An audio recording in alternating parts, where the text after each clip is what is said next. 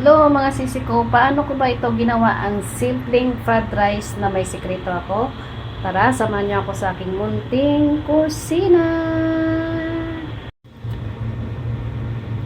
So dito, yung sinaing na bahaw kung sa Ilonggo, ang kanina ito, nilagyan ko lang ito ng soy sauce at saka sesame oil. Kung walang sesame oil, pwede yun mga regular na oil.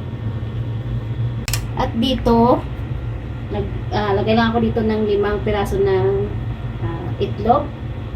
Depende kung ano karami ang itlog na gagamitin ng mga sisi. Naglagay lang ako dito ng asin.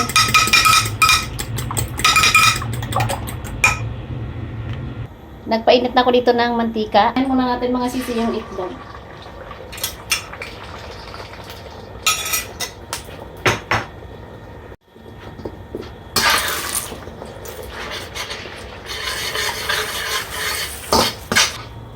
Aside lang muna natin yung ating itlog mga sis.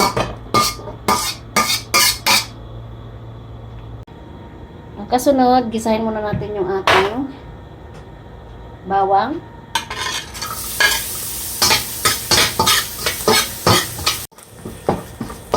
Kailangan mga sis, ang ating bawang ay talagang na golden brown siya o katantama na yung pagluluto nito.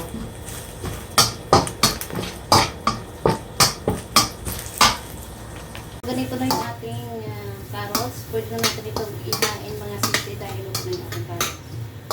Ikip aside natin mo. Yung ating mga sisi, ikip aside na natin pala ito. Sa ating kawali, malagay lang tayo ulit dito ng mantika. At ilalagay na natin yung ating kanin.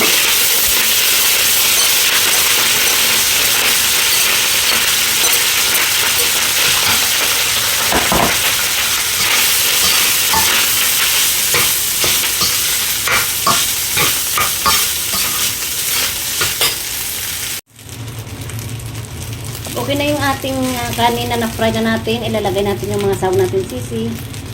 Ayan, kasama na dyan yung carrots, kasama na rin yung bawang, at saka yung ating itlog.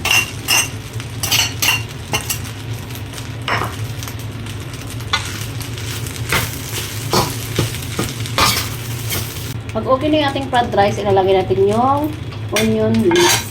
Ito nga talagang nagpapabango at nagpapaganda sa ating fried rice at siyempre sekreto ko na rin. Charing.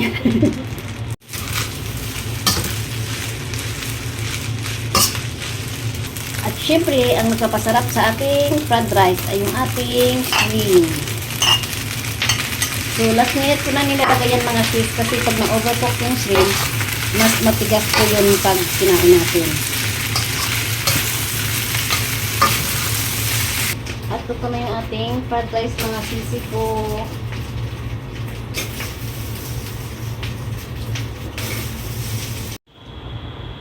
Maraming salamat po sa mga panonood, mga sisi kong tunay, and God bless you all. Ingat po tayo palagi, and bye-bye!